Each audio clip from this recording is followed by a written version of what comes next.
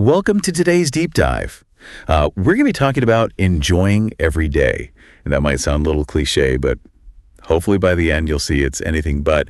And to help us unpack all this, we have a life coach with us who works with people just like you to make these ideas stick. So welcome. Thanks for having me. Our guide for today is Enjoy This Moment by Daniel Webb. Yeah, it really gets to the core of how we experience life. You know, those little individual moments that make it up. Right. And the book's main message is enjoy this moment, which kind of feels like, well, duh. But I think he's getting at something deeper there. Yeah, it's easy to say, but way harder to actually do, especially in our, busy modern world. Yeah. You get so caught up in the past, the future, all the worries. And Webb's point is that all we really have are these moments right now. Like the quality of our lives really comes down to how we experience those individual moments. So if we're always stressed or, just not really present for those moments, then that becomes our life. So it's like, oh, great, no pressure. Exactly. There's that awareness piece, recognizing when you're not present. But it's not about beating yourself up about it. The book actually has a really cool analogy to kind of show why it's so hard to enjoy the moment when you're stressed out. Oh, I like a good analogy. Lay it on me. Okay, so imagine you're scuba diving and everything that can go wrong is going wrong. Your mask is full of snot, you can't see, you lose your regulator, and there are all these like shadowy figures around you. Okay, that escalated quickly. I'm already stressed just thinking about it. Right, so that panic, that feeling of disorientation, where you can't even think straight, that's what Webb calls the panic vortex. And it's basically what happens in our brains when we get super stressed out. So it's like our primal brain takes over. It's fight or flight mode. Yeah. And suddenly enjoying the moment is the last thing on your mind because you're just trying to survive. Precisely. And he ties that into the concept of the chimp paradox, which is all about how that primal part of your brain can kind of hijack you when you're under pressure. Okay, that makes total sense. But knowing this doesn't make the stress magically disappear. Yeah. Totally. Yeah.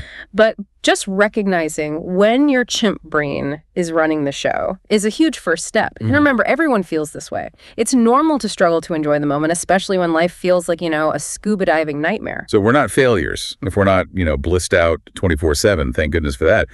But how do we move past that panic to actually, enjoy the moment? Well, that's where the book gets really interesting because it challenges this whole idea that we should be striving for constant happiness. Hold on, is this book saying that happiness is bad? Not bad exactly, more like overrated. It's one feeling among many, and we can't just force it, It's like that story of King Midas. He wished for everything he touched to turn to gold, but then he couldn't even hug his daughter. Oh, yeah, that's a good one. So focusing on happiness all the time can actually make us miss out on all the other emotions, that richness. Right. And sometimes chasing happiness just makes us avoid the hard stuff, which ironically can make us less happy overall. So if happiness isn't the goal, what is? How are we supposed to deal with those not so fun moments that, life throws our way? That's where the book flips the script and asks, what if you could learn to enjoy even the difficult moments? Okay, now you're really testing me. How am I supposed to enjoy being stuck in traffic or having an argument with my partner? It's not about pretending that everything is perfect. It's about acknowledging and accepting the whole spectrum of human experience, the good, the bad, the messy in between. So if I'm having a bad day, it's okay to just admit that to myself. Yeah. Instead of trying to force a smile. Exactly. You got to let yourself feel those emotions fully without judging them. Okay, I get it. Yeah. It's about acknowledging what I is instead of wishing things were different. But how do we apply that to something like a bad mood? Think of it like the weather. You know how you can get stuck thinking a rainy day is going to last forever, but then eventually the sun comes out? Oh my gosh, I do that all the time, especially with my mood. If I'm feeling down, I'm like, well, this is it. I'm stuck here forever. Right. And so the book suggests that if we can start to see our emotions as temporary, like the weather, then we can stop resisting them and actually find a way to enjoy the rain, so to speak. That is a really cool way to think about it. Yeah. It takes the pressure off, Right. Like you don't have to force yourself to feel something you're not. But it's still up to us to shift our perspective, right? Which brings us to this idea of voluntary living. Yes. The book is all about emphasizing that we have a choice in how we respond to everything life throws at us. We might not control the events themselves, but we control how we react to them. It's like that Viktor Frankl quote, between stimulus and response, there is a space. In that space is our power to choose our response. Powerful, right? And the book gives this great acronym to help us remember this. It's OARBA-ED. OR stands for ownership, accountability, responsibility, which leads to an empowered life. But then there's BED, blame, excuses, and denial. And that just keeps us stuck. So it's about getting out of BED and taking the OAR to steer our own ship. I love that. Love that. But how do we actually, become more proactive about designing our days for enjoyment? There's this great exercise in the book. Imagine your ideal version of today. What would it look like? How would you feel? Really get specific? Then compare that to your expected version of today. The one you're probably already living. Where are the gaps? That's such a great way to figure out where I'm letting circumstances control me instead of making conscious choices. So even small changes, like choosing to have my favorite tea in the morning, can make a difference. Exactly. It's not about rigidly sticking to a plan, but about aligning your actions with your ideal day as much as possible. Being proactive means making choices instead of just reacting to whatever comes up. Okay, I'm already feeling more in control. But what about all the stuff we actually have to do in a day? The book calls this enjoyable productivity, which honestly sounds like a contradiction. I mean, I love being productive, but it's not always fun. That's exactly the myth the book tries to debunk. We think of productivity as this grind, But Webb says it can actually be enjoyable. If we approach it the right way, he breaks it down into a 4-step process. Capture ideas, triage, get to work, and reflect. Okay, let's break that down. Capture ideas. I'm guessing that means writing down all those random thoughts that pop into my head before they disappear. Yep. You don't want to lose those golden nuggets of inspiration. Write them down, record them, whatever works for you. Okay, got it. Capture the ideas. Next is triage, which makes me think of a hospital emergency room. Exactly. Not all ideas are created equal. This is where you figure out what's urgent and what's important. Like a triage nurse deciding who needs attention first. So we're not wasting time on things that don't really matter when there are more important things to do. I love it. Right. All right, get to work. Any tips on how to actually, get things done, especially when you're just not feeling it? The biggest tip from the book is to just start, even if it's for 5 minutes. Sometimes getting over that initial hump is all it takes to build momentum. It's like they say, eat the frog first, tackle the hardest thing first, and the rest of the day feels easier. Exactly. And break down those big tasks into smaller chunks. So instead of feeling overwhelmed by a huge project, just focus on completing one small step at a time. That makes so much sense. It's like having those mini victories along the way to keep you motivated. Okay, we've tackled get to work. What's the final step in this enjoyable productivity thing? Reflection.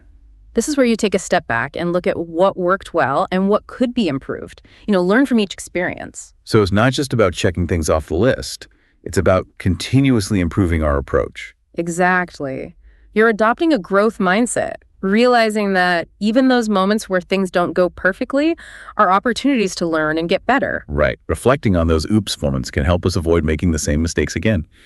And this whole enjoyable productivity thing is a cycle, right? We don't just do it once and then we're done. Exactly. It's an ongoing process of capturing, triaging, working, reflecting, and then starting all over again. And the more you do it, the more natural and even enjoyable it becomes. Okay, I'm really starting to see how all these pieces fit together. But before we get too deep into productivity, I want to circle back to managing expectations, because I think that's a huge part of enjoying the moment, especially when things don't go according to plan. You're so right.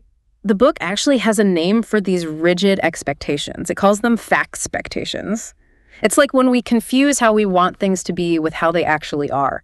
And when those fact-spectations don't line up, it can really throw us off. Ooh, fact-spectations. I know those all too well. Like if I think my commute is going to take 30 minutes, but then it takes an hour because of traffic, I get way more frustrated than I should. It's like I'm attached to this idea of a 30-minute commute as if it were a law of nature. And that's exactly what the book wants us to challenge. It's about noticing those expectations and asking ourselves, is this really a fact or just something I'm hoping for? And then practicing acceptance and flexibility, accepting that things won't always go as planned. So it's less about controlling the situation and more about controlling my reaction to it. You got it. It's about recognizing that we can't always change what happens, but we can change how we respond to it. Remember that serenity prayer? Grant me the serenity to accept the things I cannot change. The courage to change the things I can. And the wisdom to know the difference. Okay. Yeah, that's a good one to keep in mind. But accepting things doesn't mean we have to like them, right? Especially those, low moments, the sadness, the frustration, the anger. How can we possibly enjoy those? It's not about forcing yourself to like those difficult emotions. It's more about acknowledging that they're there and accepting that they're a natural part of being human. So instead of trying to push those feelings away or pretend they're not there, we can learn to just sit with them and let them pass. I think that's a mindfulness technique, right? Exactly. Mindfulness is all about observing those emotions without judgment. like watching clouds drift by. And that can actually make those feelings less intense and help us move through them more quickly. So it's not about pretending everything is fine, but about recognizing that even the bad stuff is temporary. I like that shift in perspective. But honestly, sometimes when I'm in a funk, it's hard to see the light at the end of the tunnel. And that's where the book encourages us to lighten up, not in a dismissive way, but in a way that lets us find some humor in the situation, even if it's a little dark. Oh, I'm all about dark humor. Sometimes you just got to laugh at the absurdity of it all. Yeah.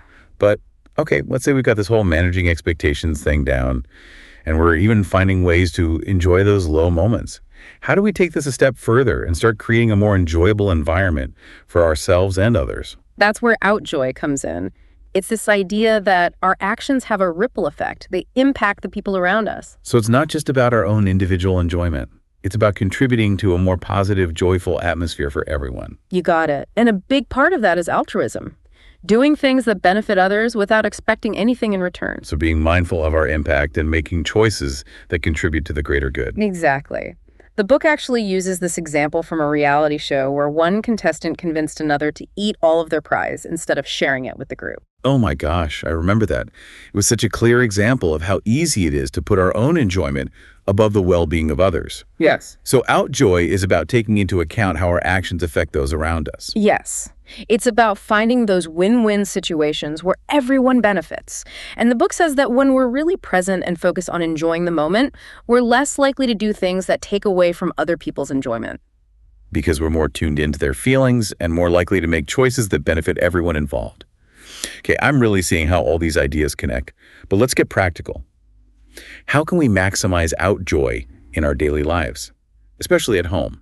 This is where things get really down to earth. You know, the book acknowledges that home life, especially with families, can be a huge source of stress, but it also gives some really great strategies for creating a more harmonious and joyful home environment. Okay, I'm all ears. Because let's be honest, mornings at my house can feel like a war zone. Getting everyone out the door on time, dealing with grumpy teenagers, spilled cereal. It's not exactly a recipe for a blissful start to the day. And the book says it all starts with your own emotional state. If you're waking up already feeling stressed and anxious, that negativity is going to spill over into how you interact with your family. Oh my gosh, I'm so guilty of that. I wake up feeling like I'm already behind, and it just sets the tone for the whole day. So step one, acknowledge those feelings. Okay, I'm feeling stressed right now, but don't let them take over. Remember, emotions are like the weather. They'll pass. Right. And the book also talks about how important it is to be prepared. Yeah. Right? Like doing things the night before to make mornings smoother. Exactly. Laying out clothes, packing lunches, having a clear plan for who's doing what, those little things can make a huge difference in how stressed you feel. It's like setting yourself up for success instead of constantly playing catch-up. And I imagine patience is key, especially with kids who aren't exactly known for their calm and rational morning behavior. The book really emphasizes being patient and understanding. Yeah. You know, recognizing that everyone... And modeling those behaviors ourselves, right? We want our kids to be calm and respectful. We have to be calm and respectful, even when we haven't had our coffee yet. Exactly. It all starts with you. And speaking of starting with yourself, the book also has some great advice for managing conflict, which, let's face it, is inevitable in any close relationship. Oh, yeah. Conflict resolution is definitely a skill I'm still working on. Any tips for navigating those disagreements without ending up in a shouting match? The book emphasizes that a lot of conflict comes from unmet needs. So instead of focusing on who's right or wrong, try to understand what each person is really trying to achieve. So it's about listening to understand, not just to respond. I'll admit, I'm often guilty of thinking about my rebuttal while the other person is still talking. We all do it. Yeah. But practicing active listening can make a huge difference. It's about paying attention to both the words and the emotion someone is expressing. Putting your own agenda aside for a moment and trying to see things from their perspective. That's a good reminder. It's so easy to get caught up in our own point of view that we forget to consider the other person's experience. But even if we understand each other's needs, what happens when those needs clash? That's where the book encourages us to look for win-win solutions. Instead of just settling for a compromise where everyone gives up something, try to get creative and find a solution that meets both of your needs. So moving away from that, either I get what I want or you get what you want mentality, and finding a way to make everyone happy. Exactly. It's about recognizing that our relationships are more important than being right or getting our own way. And remembering that conflict, when handled constructively, can actually be an opportunity to grow closer. It can help us learn more about each other and strengthen our bond. I love that perspective. It's about seeing conflict as a challenge to overcome together, rather than a battle to be won. Okay, so we've covered managing conflict, but how do we create that feeling of we're in this together on a daily basis? I'm thinking beyond just, dividing up the chores. That's where the book talks about creating a shared purpose as a family. Finding those activities and goals that you can all work towards together, whether it's a home improvement project, volunteering in your community, or just supporting a cause you all care about. So finding something that unites you and gives you a shared sense of meaning and accomplishment. Exactly. And it's about celebrating those successes together, acknowledging each other's contributions, and appreciating the unique value that each person brings to the family. Creating a culture of appreciation and gratitude within the home, which honestly is something I need to work on. It's so easy to get caught up in the day-to-day and forget to express my appreciation for the people I love most. We all do it, but the book encourages us to make a conscious effort to express our gratitude, both through our words and actions. It's about letting our loved ones know how much we value them and appreciate having them in our lives. And creating a home environment where everyone feels loved and supported. Okay, so we've talked about managing expectations, enjoying the lows, maximizing Outjoy at home, and creating a sense of shared purpose.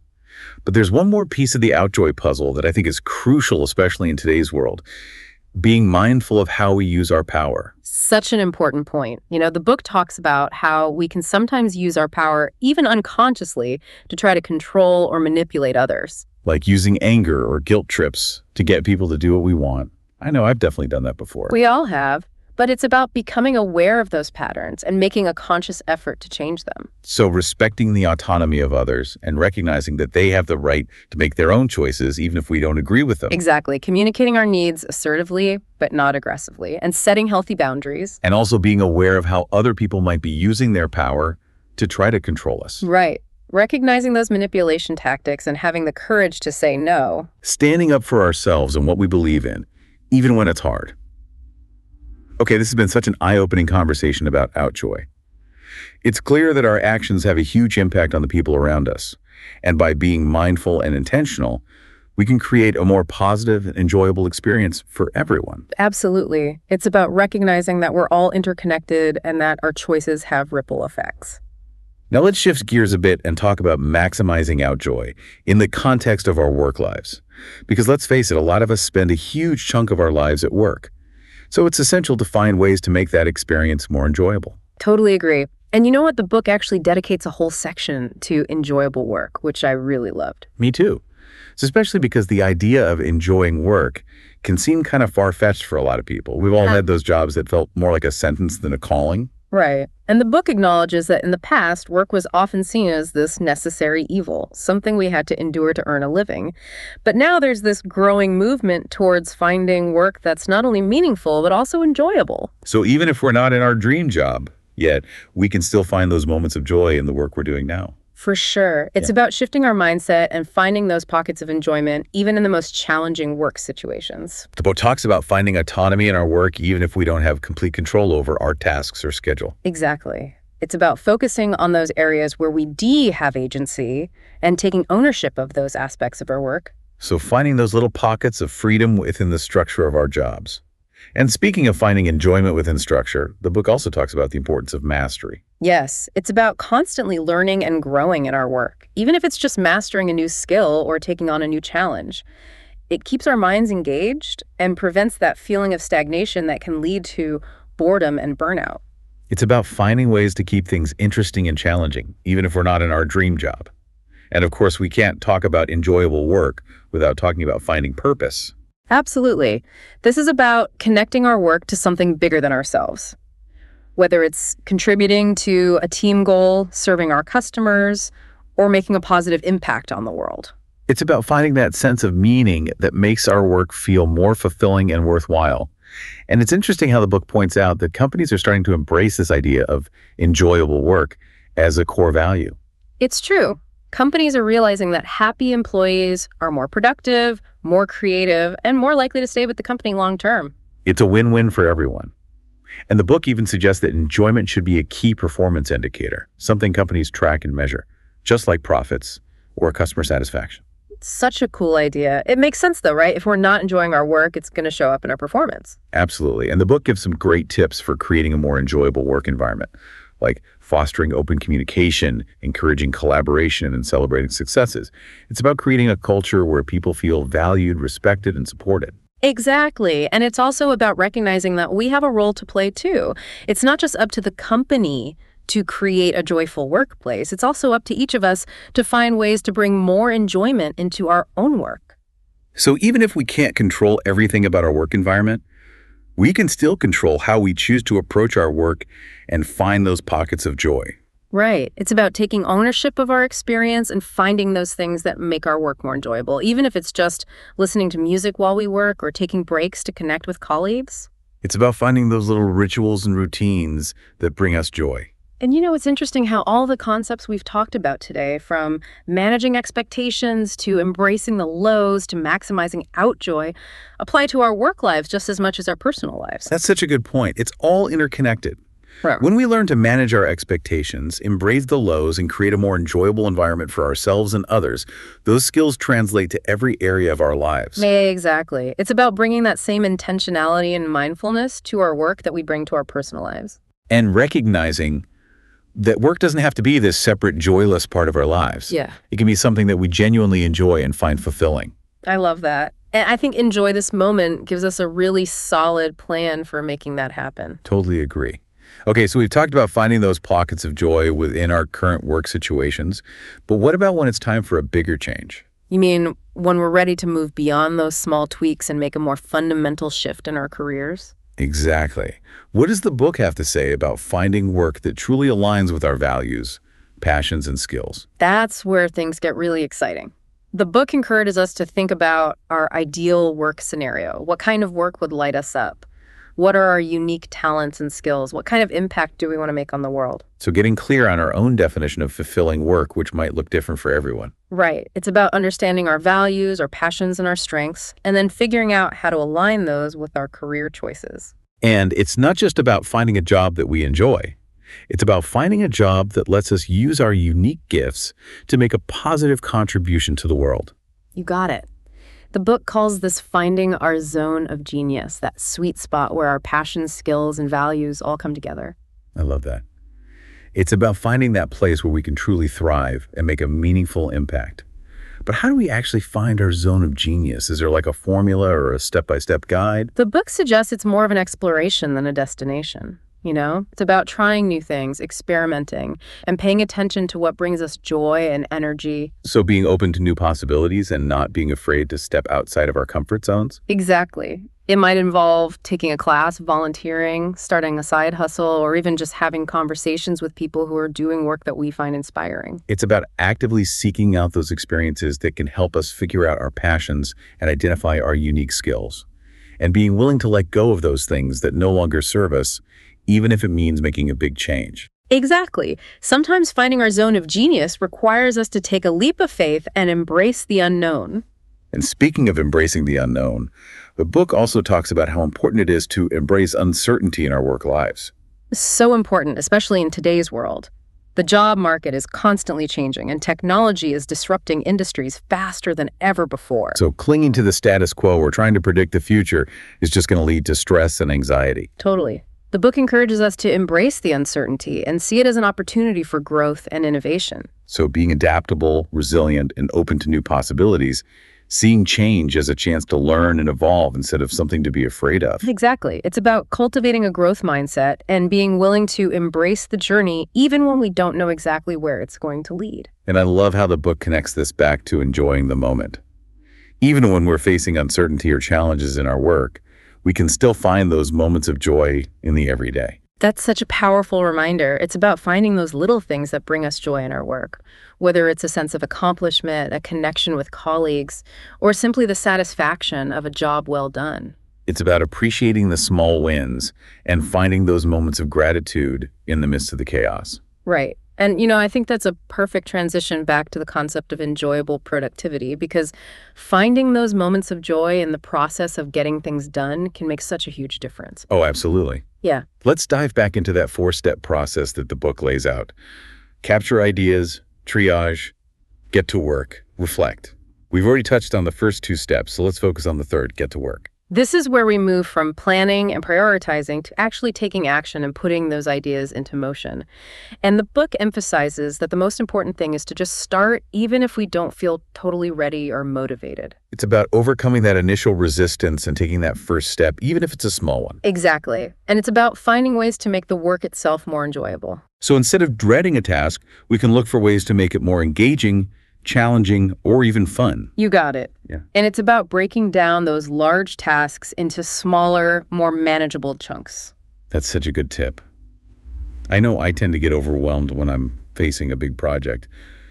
But if I break it down into smaller steps, it feels way less daunting. And I can celebrate those mini victories along the way. Exactly. And it's also important to set realistic goals and deadlines. Oh, I am so guilty of setting unrealistic expectations for myself, which just leads to feeling overwhelmed and discouraged. We all do it. It's about being kind to ourselves and recognizing that we can't do everything at once. And celebrating our progress along the way, no matter how small it may seem. Absolutely. It's important to acknowledge our accomplishments and give ourselves credit for the hard work we're putting in. Okay, so we've captured our ideas, triaged them, and gotten to work. Now it's time for the final step, reflect. What does the book have to say about this part of the process? Reflection is all about taking a step back and evaluating our process. What worked well? What could we do differently next time? It's about learning from our experiences and constantly improving our approach. So it's not just about checking things off a to-do list. It's about taking the time to think about how we did things and finding ways to do them even better next time. Exactly. And the book encourages us to be honest with ourselves, both about our successes and our failures. I think it's so easy to focus on our mistakes and get discouraged. But it's important to remember that failure is a part of learning. It's an opportunity for growth. For sure.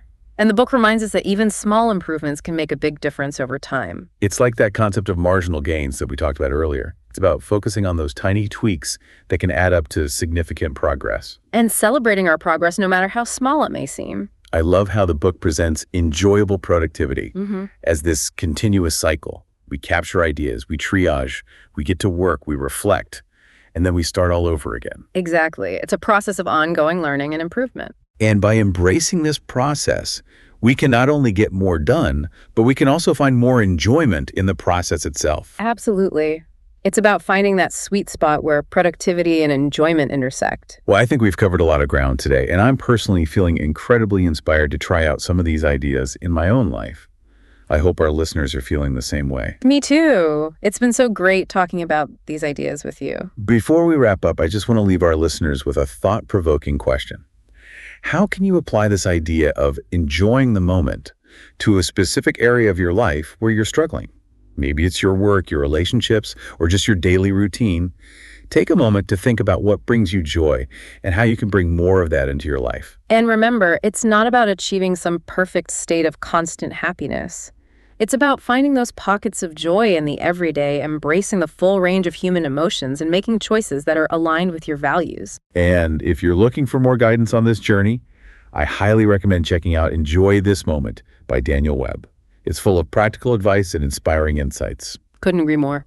Thanks for joining us on this deep dive into Enjoy This Moment. We'll see you next time for another insightful exploration. It's amazing how much this book covers. You know, we could probably talk about it for hours. But before we go, I did want to touch on something you mentioned earlier, that whole idea of using enjoyment as a way to measure how well someone's doing at work, like a key performance indicator. Right. It's such a different way of thinking about work. You know, traditionally, we've always focused on those external measures, like how much someone produces or how much profit they generate. But what if we started looking at the internal experience of work instead? So like how much people are actually enjoying what they're doing, not just the end result. Seems kind of revolutionary. It is. But think about it. When we're engaged, when we're having fun, when we feel like our work has a purpose, it just makes sense that we'd be more productive, more creative, more willing to go the extra mile. Yeah, and I bet it would also affect things like burnout and how often people quit their jobs. Yeah. If people hate going to work every day, it's definitely going to show up in their performance and how loyal they are to the company. Exactly. The book even suggests that tracking enjoyment could be as simple as asking employees to rate how much they enjoyed their work on a scale of 1 to 10 at the end of each day or week. Interesting.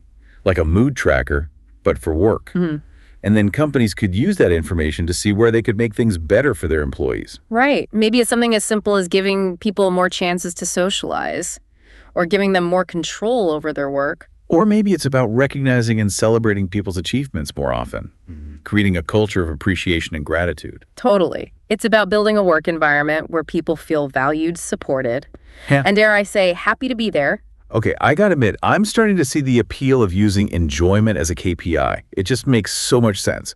But let's be real. Not everyone has the luxury of working for a company that prioritizes employee happiness. True. And the book does acknowledge that sometimes we find ourselves in jobs that aren't ideal, at least for the time being. So what do we do then? How do we find those pockets of joy when we're feeling drained or stressed or just plain bored with our work? It comes back to taking responsibility for our own experience. Like we talked about with voluntary living, we might not be able to change our job overnight, but we can change how we choose to approach our work. So focus on the things we can control, like our attitude, our mindset, the small choices we make throughout the day. You got it. And the book offers some really simple but powerful strategies for bringing more joy into our work, even when it's tough. Lay 'em on me. I think we could all use a little more joy at work. Well, first, remember that gratitude practice we talked about? Taking a few minutes each day to appreciate the good things about our work, even if it's just the fact that we have a job and a paycheck. It's so easy to get caught up in the negative and forget about all the good stuff. Totally. And another powerful strategy is to focus on our strengths. What are we good at? What do we enjoy doing? How can we find ways to use those skills and talents in our work? So it's about playing to our strengths and focusing on the tasks that make us feel energized and engaged instead of drained and exhausted. Exactly. And even if we're not in our dream job yet, there are usually opportunities to learn and grow within our current role. So look for those challenges. Take on new projects. Right. Expand our skills. Right. It keeps our minds active and helps us avoid feeling stuck. And it can even make us more valuable to our current employer or open up new possibilities down the line. So even if we're not totally in love with our job right now, we can still find ways to make it a more positive experience where we can learn and grow. Absolutely. And don't forget, it's okay to set boundaries too. We don't have to say yes to everything, especially if it's draining our energy or doesn't feel right. Good point. It's about protecting our time and energy so we can be our best selves, both at work and in our personal lives. Exactly. And last but not least, don't forget to have some fun. Work doesn't have to be serious all the time. I love that. I think we get so caught up in being productive and efficient that we forget to actually enjoy what we're doing. Right. So find ways to be a little playful during your workday. Maybe listen to music while you work. Take breaks to chat with your colleagues or get creative with how you solve problems. It's about finding those little things that make you smile and make the day feel a little less like work. Exactly. I think that's a great place to wrap things up. I agree. This has been such a great deep dive into enjoy this moment. I feel like I have so many new ideas and tools to bring more joy into every part of my life. Me too. It's been a joy talking about this with you. Thanks for joining us, everyone. And remember, the path to a more enjoyable life starts with just one moment. So what are you waiting for? Enjoy this moment.